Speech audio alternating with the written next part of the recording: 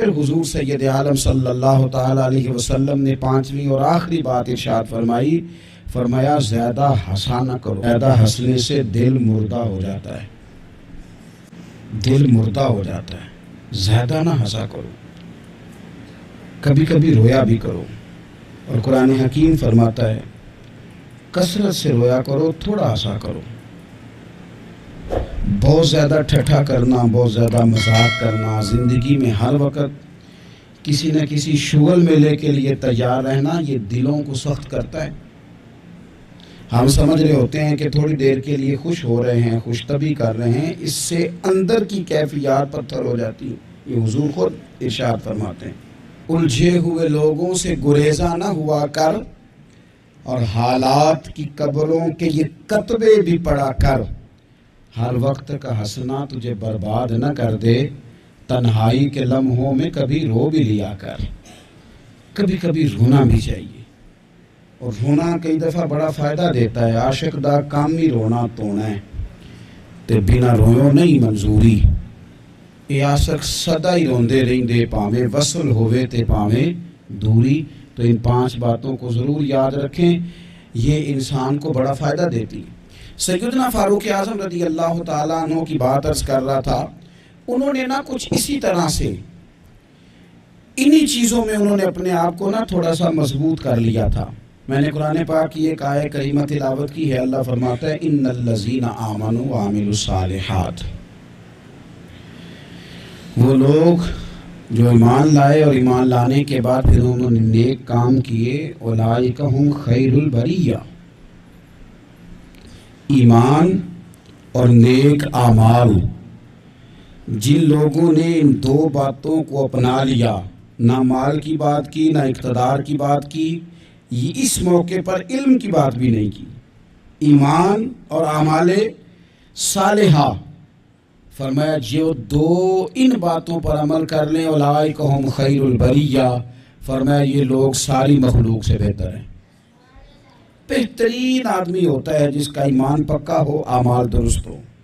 سادہ معنی یہ ہے کہ عقیدہ ٹھیک ہو، عمل کی اصلاح ہو۔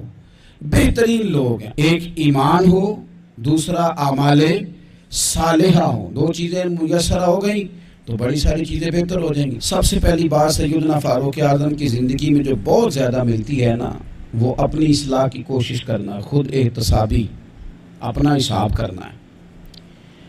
جو لوگ ساری زندگی اپنا حساب نہیں کرتے، ان کے پاس بچتا کچھ نہیں۔ پہلی بات تو یہ ہے کہ ہم ساری زندگی دوسروں کا حساب کرتے رہتے ہیں، نتیجہ یہ برآمد ہوتا ہے کہ بہت سارے لوگ آگے گزر جاتے ہیں اور ہم حساب کتاب میں رہ جاتے ہیں۔ اپنا حساب کرنا چاہیے، اپنے اوپر غور کرنی چاہیے، خود احتسابی کے عمل سے گزرنا چاہیے، غور کرنا چاہیے کہ زندگی میں جو ہم ناکام ہوئے ہیں یا جہاں جہاں ہمارے اندر کوئی کمیاں رہ گئی ہیں اس میں ہماری اپنی غلطیاں کتنی ہیں۔ جو لوگ اپنا احتساب کرنے کے عادی ہو جاتے ہیں دوسروں پہ ڈال کے تو بڑا آسان ہے وقت گزار لینا، لیکن اپنا احتساب کرنا۔ ایک دن حضرت ابو درداء رضی اللہ تعالیٰ عنہ فرماتے ہیں کہ میں باغ میں گیا تھا تو درخت کے پیچھے سے حضرت عمر کی آواز آ رہی تھی، تو میں پلٹ کے پیچھے گیا تو حضرت عمر اپنے آپ سے باتیں کر رہے تھے۔ کبھی کبھی یہ کام بڑا مزہ دیتا ہے۔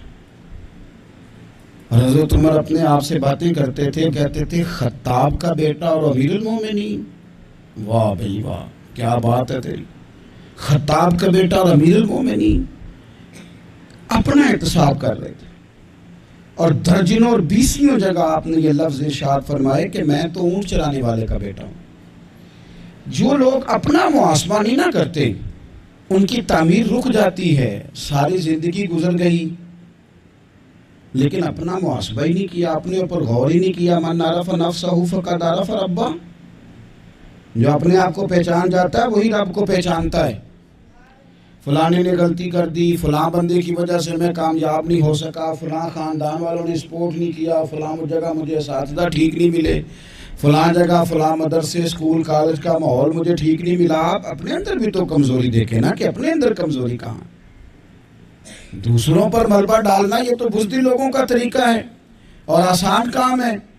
تو سیدنا فاروق اعظم رضی اللہ تعالیٰ عنہ خود احتسابی کرتے۔ دوسری بات یہ تھی کہ ہر کام کو خود دیکھنے کی کوشش کرتے۔ دو باتیں زندگی میں بڑا معنی رکھتی ہیں اور ان لفظوں کی بڑی اہمیت ہے، ایک ہے پرواہ کرنا اور ایک ہے لاپرواہی کرنا۔ آپ غور کر لیں کہ گھر میں خاتون خانہ کو پورا خرچ دیا جائے، اسے ضرورت کی ہر چیز دروازے پر فراہم کی جائے، سارا اس کا خیال رکھا جائے، تو پھر بھی بعض خواتین بڑے کرب اور بڑے درد کے ساتھ ایک شکوہ کرتی ہیں۔ وہ شکوہ کیا ہوتا ہے کہ میرا خاوند میری پرواہ نہیں کرتا، توجہ نہیں دیتا۔ ماں اور باپ ساری چیزوں کے باوجود شکوہ کرتے ہیں کہ یار یہ ساری باتیں اس کی ٹھیک ہیں، لیکن یہ پرواہ نہیں کرتا، اس نے کبھی غور نہیں کیا، کبھی اہمیت نہیں دی۔ ڈھیر سارے طالب علم لائق ہوتے ہیں، امید کی جا سکتی ہے کہ بہت بڑا زندگی میں کارنامہ سر انجام دیں گے، لائق ضرور ہوتے ہیں لیکن لاپرواہ ہوتے ہیں۔ اللہ نے انہیں قدرتی صلاحیت دی ہوتی ہے، رب تعالیٰ نے انہیں وسعت دی ہوتی ہے حافظے میں، لیکن وہ ایک لاپرواہی کی وجہ سے اپنی زندگی کی ساری خوبیاں ضائع کر دیتے ہیں، پرواہ نہیں کرتے، جو کام ضروری ہوتا ہے اس پر توجہ نہیں دیتے۔ تو پھر یہ بھی ایک ناشکری ہوتی ہے کہ اللہ نے اتنا حافظہ دیا، سمجھ دی اور پرواہ نہیں کی، تو ٹھیک ہے، پھر نکمے لوگ کامیاب ہو جاتے ہیں جن کو یہ نکمے سمجھتے تھے، اور یہ پیچھے رہ جاتے ہیں۔ پرواہ اور لاپرواہی یہ بڑا اہم کام ہے۔ حضرت سیدنا فاروق اعظم رضی اللہ تعالیٰ عنہ کی خوبصورت زندگی میں آپ کو ایک چیز ملے گی کہ وہ بہت زیادہ خیال رکھنے والے آدمی تھے، یعنی ہر چیز کو خود دیکھنا ہے۔ گورنر مقرر کر دیا تو اب گورنر مقرر کر کے وہ بالکل خود لا تعلق نہیں ہو جاتے تھے صوبے سے، گورنر مقرر کیا ہے، اب گورنر کی نگرانی کرنی ہے کہ وہ کام ٹھیک کر رہا ہے کہ نہیں کر رہا۔ اب باقی لوگوں سے پوچھنا ہے علاقے میں جا کے کہ تمہارے گورنر کا تمہارے ساتھ کیا رویہ ہے۔ بلکہ حضرت عثمان غنی رضی اللہ تعالیٰ عنہ تو یہاں تک فرماتے ہیں اگر مال غنیمت کے کبھی اونٹ چلے جاتے تھے نا، 22 لاکھ مربع میل کا حکمران، لوگوں کا پروٹوکول نہیں ہو جاتا بہت زیادہ، لیکن 22 لاکھ مربع میل پر حکومت کرنے والا شخص مال غنیمت کے اونٹوں کو بھی خود سنبھالتا تھا۔ تو ہم سمجھتے ہیں یہ چھوٹا سا کام ہے، میں کیوں کروں، میں نے اتنے بندے مقرر کر دیا وہ کر دیں گے۔ یاد رکھنا، دریا میں اکٹھے بند نہیں ٹوٹا کرتے، پہلے تھوڑا سا سوراخ آتا ہے، اس کی نگرانی نہیں ہوتی تو پھر سارا بند ٹوٹ جاتا ہے۔ ہم چھوٹی چھوٹی لاپرواہیاں شروع کرتے ہیں تو اس سے نقصان بڑھ جاتا ہے۔ اپنی زندگی میں کبھی لاپرواہ نہ بنیں، مزاج اس طرح کا بنائیں کہ کاموں پر توجہ کریں۔ سیدنا فاروق اعظم رضی اللہ تعالیٰ عنہ خلیفہ بننے کے بعد سونا بہت کم کر دیا تھا، کوئی اور مصروفیت نہیں رکھتے تھے، اپنے ہر کام پر خود توجہ۔ کئی دفعہ بہت سارے لوگوں سے ہم کام لیتے ہیں پر اتنا زیادہ ان کو کہنا پڑتا ہے، بار بار بتانا پڑتا ہے، سکھانا پڑتا ہے کہ کئی دفعہ بندہ سوچتا ہے خود ہی کر لیتا تو اچھا تھا۔ تو جب کام کرنا بھی ہے 100 دفعہ کہنے سے بھی کرنا ہے تو ایک دفعہ کہنے سے بھی کر ہی لینا ہے، تو کام پر خاص توجہ دینا یہ سیدنا فاروق اعظم رضی اللہ تعالیٰ عنہ کا طریقہ تھا۔ تیسری بات یہ تھی، حضرت عمر میں مشاورت کے بڑے قائل تھے۔ حضرت فاروق اعظم رضی اللہ تعالیٰ عنہ نے مجلس شورا کو بڑی سخت اہمیت دی، اللہ تعالیٰ نے انہیں بڑی سمجھ عطا فرمائی تھی، بڑی عقل عطا فرمائی تھی۔ اور ہمارے زمانے میں یہ بھی ہے کہ جو بندہ کامیاب ہو جاتا ہے نا، وہ پھر لیکچر بڑے دیتا ہے، وہ کہتا ہے میرے قول تو قوالِ زرعی ہیں، ان کو سنو، یہ تو حسین پھول ہیں، تو بڑی خوبصورت چیزیں ہیں، جو کامیاب جو ہو گیا۔ اب وہ بجائے عاجزی کے بعض اوقات ایسے لوگوں کے لفظوں کے اندر تکبر کی بدبو محسوس ہوتی ہے، بو آتی ہے کہ یار یہ کامیاب ہو گیا تو اب یہ مشورے دے مار رہا ہے۔ سیدنا فاروق اعظم اتنے بڑے آدمی تھے پر رائے لیتے تھے، مشورہ لیتے تھے، صحابہ سے پوچھتے تھے، مشاورت کرتے تھے۔ اپنی پوری زندگی میں انہوں نے کوشش کی کہ کوئی کام بغیر رائے کے نہ کیا جائے۔ حضرت سیدنا مولا علی شیر خدا ان کے سب سے بڑے مشیر تھے، حضرت عثمان غنی، سیدنا ابو درداء، حضرت جناب عبد الرحمن ابن عوف رضوان اللہ تعالی علیہ مجمعین، ان لوگوں سے مشورہ کرنا، ان سے رائے لینا اور رائے کے مطابق آگے چلنا، اور پھر جو رائے خیر کی ہو اسے قبول کرنا۔ ان کا مزاج تھا. کچھ لوگ مشورہ کرتے ہیں لیکن بندوں کو راضی کرنے کے لیے، تو وہ مشورہ کرتے تھے قبول کرنے کے لیے. پھر ہمارے ہاں لوگ مشورہ کرتے ہیں اپنے خوش آمدیوں سے. تو خوش آمدی جو مشورہ دیتے ہیں وہ تو کہتے ہیں جناب بلے بلے، آپ فکر ہی نہ کریں، آپ کار گزریں. حضرت فاروق اعظم رضی اللہ تعالیٰ عنہ ان لوگوں سے رائے لیتے تھے کہ جن کی رائے بعض اوقات آپ جو چاہ رہے ہوتے تھے اس رائے کے مخالف ہوتی تھی، تو وہ اس رائے کو بھی قبول کرتے اور اپنی رائے کو چھوڑتے، اور ڈھیروں کام انہوں نے ایسے کیے. حضرت سیدنا فاروق اعظم رضی اللہ تعالیٰ عنہ نے ایک دفعہ ایک بات ارشاد فرمائی.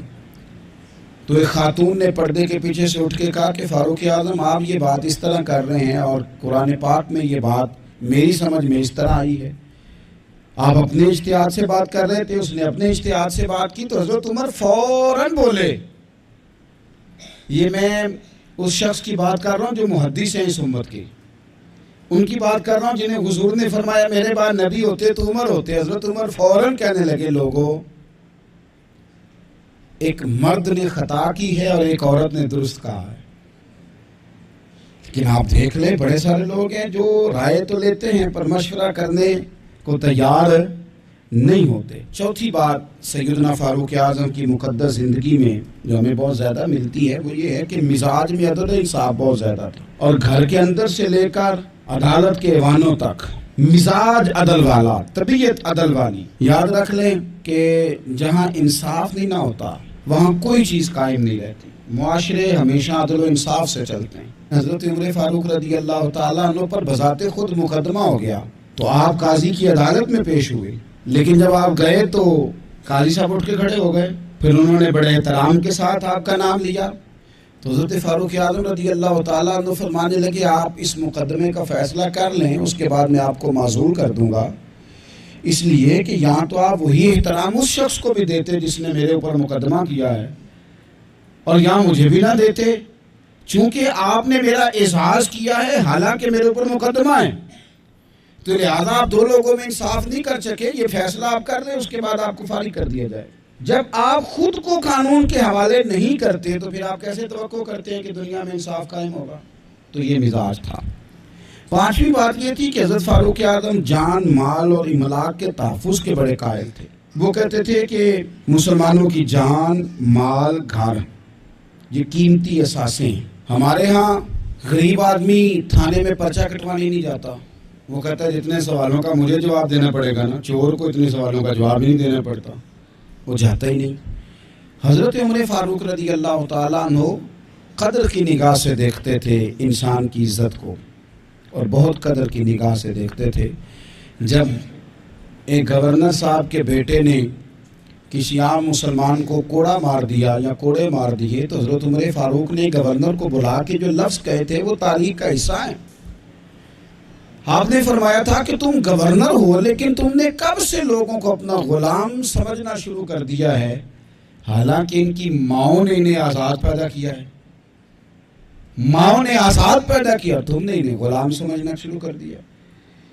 تو آپ کے مزاج کے اندر جو جان، مال، عزت کا تحفظ تھا وہ ایک بڑی اہم بات تھی.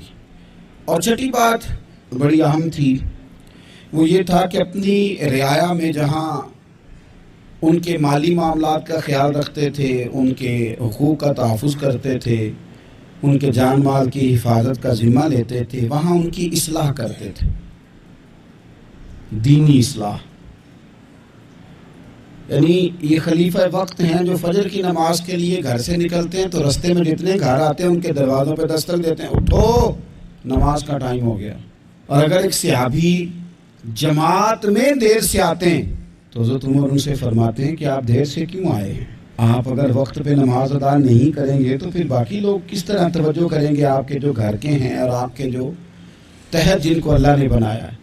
تو لوگوں کی اصلاح کرنا، دینی روحانی جذبہ ان کے اندر بیدار کرنا، انہیں اللہ اور اس کے رسول صلی اللہ تعالی علیہ وسلم کی بارگاہ کے ساتھ جوڑنا، یہ بھی سیدنا فاروق اعظم رضی اللہ تعالیٰ عنہ کا طریقہ تھا. ایک اور اہم بات، اگر خلیفہ حق پہ ہو، دیانتدار ہو، اسلامی دینی شرعی اصولوں کے مطابق چلاتا ہو تو پھر اس کی اطاعت بھی ضروری ہوتی ہے. حضرت فاروق اعظم عملی نفاذ کے بھی بڑے قائل تھے. ایسا نہیں ہے کہ کوئی بندہ شترے بے مہار ہو جائے، قانون کی پابندی نہ کرے. فرماتے تھے اگر ہم غلط ہیں تو ہماری اصلاح کرو، اگر ہم ٹھیک ہیں تو پھر تمہیں اطاعت کرنی ہے، تمہیں پیچھے چلنا ہے، تمہیں قانون کی پابندی کرنی.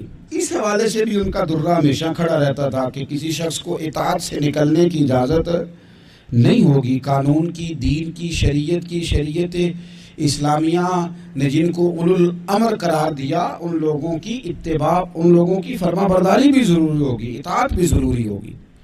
تو ہمارے مزاجوں کے اندر جو قانون سے بالا تر ہونے کا تصور ہے، سیدنا فاروق اعظم رضی اللہ تعالیٰ عنہ اس کی بھی شدید مخالفت کرتے تھے. حضرت فاروق اعظم رضی اللہ تعالیٰ عنہ کے مزاج میں تھوڑی سختی تھی. جب وہ خلیفہ بنے تھے تو اللہ کی بارگاہ میں انہوں نے دعا کی تھی کہ یا اللہ میں مزاج کا سخت ہوں تو مجھے نرم کر دے. اپنی اس طبیعت سے بھی وہ آگاہ تھے. آپ غور فرمائیں گے کہ ان کی سختی تو بہت ساری جگہوں پہ معروف ہے، لیکن یہ وہ سخت آدمی ہے جو صحابہ میں سب سے زیادہ رویا بھی کرتے تھے. سختی ہمارے ہاں جن لوگوں میں ہے، ان کی سختی اپنی ذات کے لیے ہے. تو آپ یاد رکھ لیں اس بات کو کہ حضرت فاروق اعظم رضی اللہ تعالیٰ عنہ رونے والے. آپ کے پیچھے جو لوگ نماز پڑھتے ہیں نا، وہ فرماتے ہیں کہ صحابہ کہ جب آپ امامت کرتے تھے نا تو کبھی کبھی سورہ حج ایک رکعت میں، سورہ یوسف ایک رکعت میں، اس طرح بھی نماز پڑھائی انہوں نے. ایک میں سورہ یوسف پڑھ دی، ایک میں سورہ حج پڑھ دی، اور اس طرح بھی نماز پڑھائی کہ پہلی صف میں نماز پڑھا رہے ہیں اور اتنا رو رہے ہیں کہ تیسری صف والا ان کی ہچکیاں سن رہا. میں نے کہا نا، بڑے عرصے کے بعد یہ شعر مجھے یاد آیا کہ الجھے ہوئے لوگوں سے گریزاں نہ ہوا کر، حالات کی قبروں کے یہ کتبے بھی پڑھا کر، اور ہر وقت کا ہنسنا تجھے برباد نہ کر دے، تنہائی کے لمحوں میں کبھی رو بھی لیا کر. تو حضرت فاروق اعظم ڈھیر سارا رونے والے. آخری بات اور بڑی ذمہ داری والی بات جو آپ کی خدمت میں عرض کرنی ہے وہ یہ ہے کہ حضرت فاروق اعظم سیدنا عمر رضی اللہ تعالیٰ عنہ مزاج کے لحاظ سے فقیر تھے، درویش تھے. سارا دن بھن سنورنے کے چکر میں پڑے رہنا، بہتر سے بہتر پہننا، بہتر سے بہتر اوڑھنا، ایک وقت ہوتا ہے جب کبھی یہ چیزیں اچھی لگتی ہیں، لیکن جب بندہ ذمہ داریوں والا ہو جاتا ہے نا، پھر وہ اچھا نہیں لگتا یہ کام کرتا. پھر سادگی اور ذمہ داری یہی اس بندے کی ڈیوٹی محسوس ہو تو اچھا لگتا ہے. یعنی طامت پہننا ہے تو کئی جگہ سے اس پہ پابند لگے ہوئے ہیں کہ 2 منٹ کے لیے سوچیں بھلا میں نے کیا کہا ہے. یعنی ایک بندہ 22 لاکھ اور درجنوں صوبے ہیں اس ملک کے جس کے وہ گورنر ہیں. کوئی زندگی میں کونسلر دیکھا آپ نے جس کے کپڑے پھٹے ہوئے ہوں؟ 14ویں 15ویں گریڈ کا بندہ ملازم ہو، کپڑے پھٹے ہو ہی نہیں سکتا. لیکن پھٹے کپڑے، او دوستو کہانی نہیں سنا رہا، پھٹے کپڑے، پھٹا کرتا، قحط پڑ گیا تو گھر کے اندر تر کھانا بن گیا گھی والا، تو فرمانے لگے قسم کھا لیا میں نے جب تک سارے لوگوں کو روٹی نہیں ملتی عمر گھی والا سالن نہیں کھائے گا.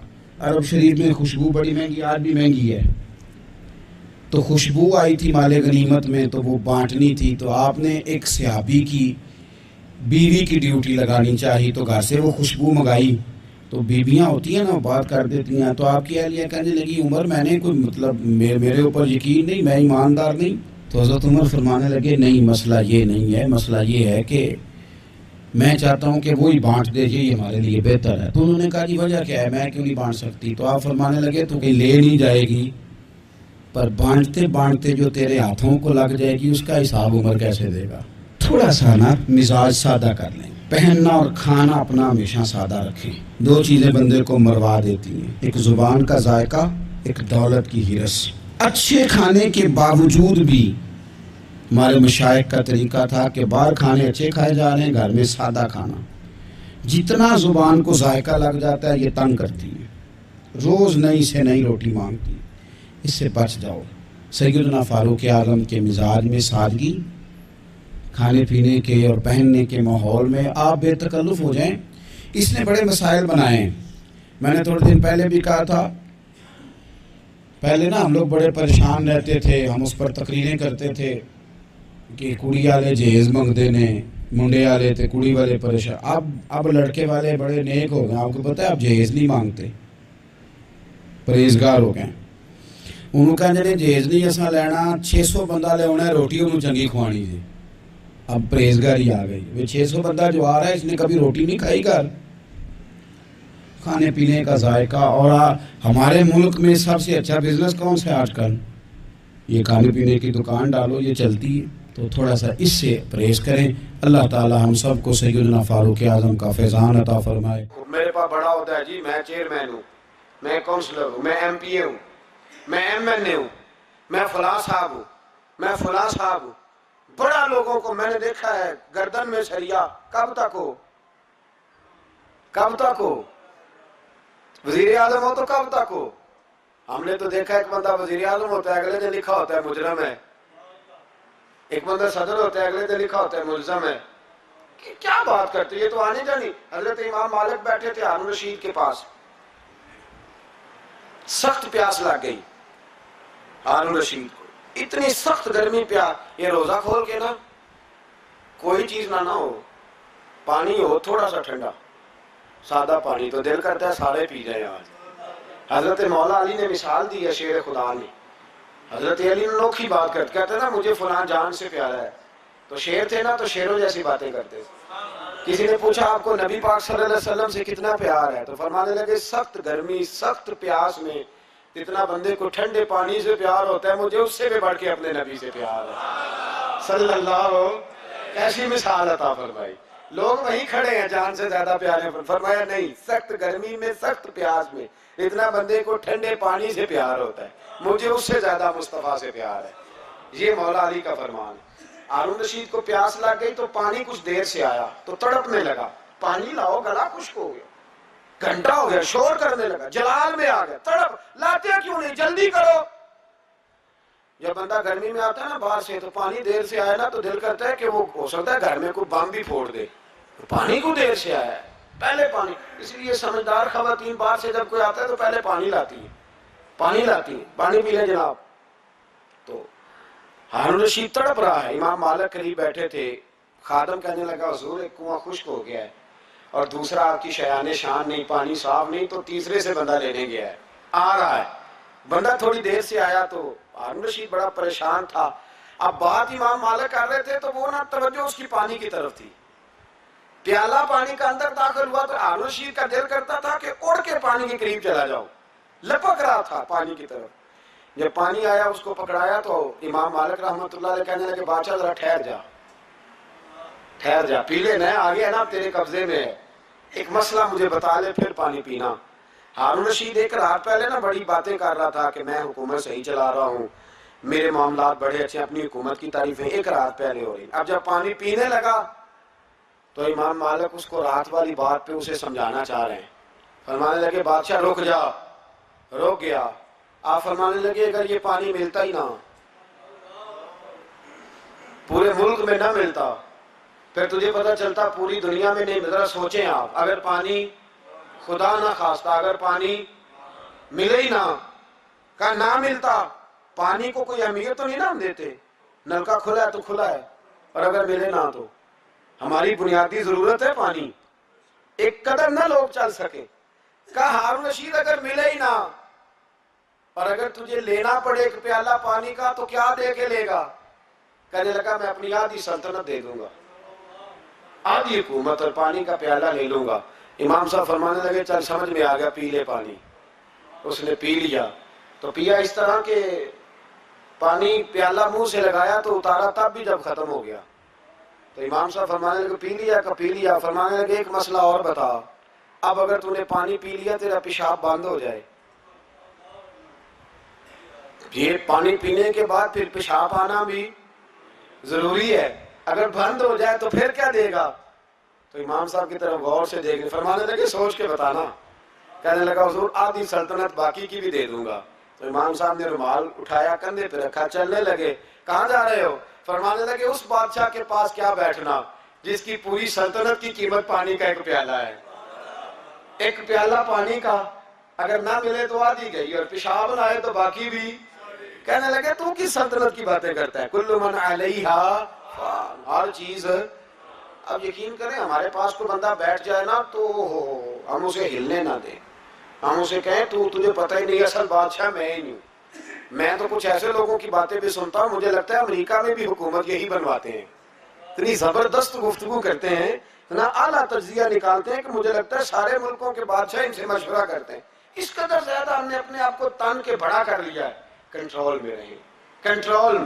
ہلاکو خان نے بڑے لوگ مروائے تھے، بڑے، بغداد میں 20 لاکھ آدمی قتل کروایا اس نے، 20,000 نہیں، میں نے کہا ذمہ داری سے حوالہ دو، کتنے لوگ بولیے؟ 16 لاکھ آدمی اس نے تلوار سے مروایا۔ لوگوں نے نا زیر زمین تہ خانے کھودنے شروع کر دیے، 4 لاکھ آدمی تہ خانوں میں چھپ گیا اور چن چن کے مسلمان مارتا تھا۔ جب ہلاکو کو کسی نے بتایا نا 4 لاکھ بندے چھپ گئے، اس نے نہروں کے بند توڑوا دیے، دریاؤں کے بند توڑوا دیے، پانی زیر زمین چلا گیا، 4 لاکھ آدمی ڈوب کے مر گیا، 20 لاکھ آدمی مروایا۔ ایک دن ایک علاقے میں گھوم رہا تھا، لیمو کھانے کا بڑا شوقین تھا، بازار میں گیا تو ایک لیمو خریدا۔ اس نے دیکھا کہ بازار میں بوڑھے بچے جوان خریداری کر رہے ہیں، تو کہنے لگا ابھی بھی اتنے مسلمان زندہ ہیں، بناؤ ان کی لائنیں، قتل کرنا ہے۔ 3 لائنیں بن گئی، ایک بوڑھا آدمی بھی لائن میں آ گیا، لیمو کھا رہا ہے، اس کو ہلکا ہلکا چوستا ہے، گھوڑے پہ بیٹھا ہے، قتل کرا رہا ہے لوگوں کو۔ ایک بابا جی پہلی صف میں تھے، جب پہلی صف قتل ہونے لگی، بابا جی پچھلی صف میں دوڑ کے ہو گئے۔ ہلاکو خان ہنس رہا ہے اس کو دیکھ کے، معاذ اللہ، جب بندہ ہوتا ہے نا کسی منصب پہ پھر وہ مذاق اڑاتا ہے دوسروں کا۔ بابا دوسری صف میں آیا تو ہلاکو خان نے وہ بھی قتل کرائی، تو بابا دوڑ کے تیسری صف میں، آخری صف کے کونے پہ جب بابا کھڑا ہو گیا نا تو سارے بندے مر گئے۔ بابے کو قتل کرنے لگا جلاد، ہلاکو کہنے لگا ٹھہر جا، کہنے لگا بابا تو تیسری صف میں آیا تھا، تیرا کیا خیال تھا بچ جائے گا؟ بابا کہنے لگا خیال نہیں، میرا یقین ہے کہ میں بچ جاؤں گا، میرا شرط یہ ہے کہ یقین ہو اندر، شرط یہ ہے کہ ہنس کے کہنے لگا ہلاکو خان کیسے؟ تو بابا کہنے لگا اگر اللہ چاہے تو بچ سکتا ہوں، اگر اللہ چاہے تو میں۔ بہت سارے لوگ ہیں ڈاکٹر لکھ کے دے دیتے ہیں نہیں بچے گا، وہ بچ جاتا ہے کیونکہ بچانے والا اللہ ہے۔ کہا اگر اللہ چاہے تو بچ جاؤں گا۔ تو ہلاکو کہنے لگا کیسے؟ جب ایسے کیا نا، کیسے ایسے کیا نا، تو لیمو ہاتھ سے گر گیا۔ وہ بچے پلیر نہیں ہوتے، وہ گیند گنتی ہے تو چھلانگ لگا کے پکڑ لیتے، تو بڑا گھوڑ سوار تھا، نیزہ بار تھا، چھلانگ لگائی لیمو کیش کرنے کے لیے۔ کیسے؟ تو کیسے بچے؟ یوں ہاتھ گھمایا، لیمو گرا تو چھلانگ لگائی، نیچے جھکا، جب نیچے جھکا نا تو گر گیا گھوڑے سے، جو پیر تھا وہ گھوڑے کی رکاب میں الجھ گیا، گھوڑا ڈر کے دوڑ گیا۔ جب گھوڑا دوڑا تو زمین پر زور زور سے سر لگنے لگا، سپاہیوں کہتا دوڑو اس کو پکڑو، سپاہی بھی دوڑے پر گھوڑا قابو نہ آیا۔ گھوڑا اس وقت رکا جب نہ اس کا چہرہ پہچانا جاتا تھا، نہ آنکھیں سلامت تھی، نہ ناک سلامت تھی، اس کی کھوپڑی ساری اس طرح چور چور ہو گئی جیسے کسی نے ہتھوڑے کے ساتھ پیسی ہو۔ ہلاکو کی لاش سے خون بہ رہا تھا، بابا ہنس رہا تھا۔ ایک سپاہی کہنے لگا بابا تو کیوں؟ کہنے لگے میں اپنے رب کی قدرتوں پہ مسکرا رہا ہوں۔ کل من علیہا فان ویبقی وجہ ربک ذو الجلال والاکرام۔ کا میں نے اسے سمجھایا تھا کہ بچانے والا بچا لیا کرتا ہے، تو اس نے مجھے۔ سکندر اعظم نے 32 سال کی عمر میں آدھی دنیا فتح کر لی تھی، تو لوگ پتہ کیا کہتے تھے؟ یہ وہ بندہ ہے جس کو تاریخ نے گریٹ کا لقب دیا ہے۔ لکی نہیں کہتے، ہم کہتے بڑا لکی ہے بھائی۔ لوگ کہتے تھے یہ مقناطیسی آدمی ہے، کبھی ناکام ہوا ہی نہیں۔ سکندر اعظم کبھی ناکام نہیں ہوا، جس علاقے، اور عمر کتنی، اتنی کم عمری میں اتنی دلیری، آدھی دنیا فتح کر لی۔ ملتان سے گزر رہا تھا تو اسے ایک تیر لگا، کچھ لوگ کہتے ہیں یہاں جہلم کے پاس لگا تھا، ایک تیر لگا اسے۔ اس نے کہا بندہ تلاش کرو، کسی کی اتنی جرت کہ سکندر اعظم کو تیر مارا ہے، تلاش کرو۔ جب ڈھونڈنے لگے تو بندہ نہ ملا، تو سکندر نے حکم دیا کہ جس کی آنکھ چمکتی ہے اسے قتل کر دو۔ مرد بھی مارے، بچے بھی مارے، بوڑھے بھی مارے۔ تو لا کے لوگ کہنے لگے انسان کوئی نہیں بچا. کہنے لگا میں نے تمہیں کہا تھا جس کی آنکھ چمکتی ہے قتل کرو, بلیاں بھی قتل کرو. ہو سکتا ہے کسی بلی نے منہ میں رکھ کے پھینکا ہو, کتے بھی مار دو, کبوتر بھی مار دو. ہر چمکتی والی آنکھ اس نے بند کر دی. یونان کے قریب ایک بستی کا رہنے والا سکندر عراق کے شہر بابل میں تھا. ملیریا بخار ہوا. کیا کہتے ہیں ہم, چند ٹکیوں کی مار ہے, دوائی کھا لو ٹھیک ہو جائے گا. ملیریا بخار ہوا. 32 سال, کچھ لوگوں نے کہا نہیں 2 مہینے کم, 33 سال عمر ہو چکی تھی. تو سکندر اعظم زمین پہ بیٹھا ہے, ایڑیاں رگڑ رہا ہے. موت کا جھٹکا لگا, موت کا. ہوئے نامور بے نشاں کیسے کیسے, زمین کھا گئی. نوجوان کیسے کیسے, جگہ جی لگانے کی دنیا نہیں ہے, یہ عبرت کی جا ہے, کوئی تماشا نہیں ہے. ایڑیاں رگڑ رہا ہے. 2 ہفتے کا سفر رہ گیا تھا گھر پہنچنے کا. تو سکندر ایک صوبے کا, ایک ملک کا, ایک چھوٹے سے علاقے کا سربراہ نہیں. سکندر آدھی دنیا فتح کرنے والا. پلیٹ میں رکھ کے کسی نے حکومت نہیں دی, خود محنت کر کے فتح کی. لیکن سکندر ایڑیاں رگڑتا ہے, زور زور سے زمین پہ مارتا ہے اور کہتا ہے کوئی ہے جو مجھ سے میری ساری سلطنت لے لے اور مجھے صرف 2 ہفتے کی زندگی لے دے. میں پردیس میں نہیں مرنا چاہتا, گھر مرنا چاہتا ہوں.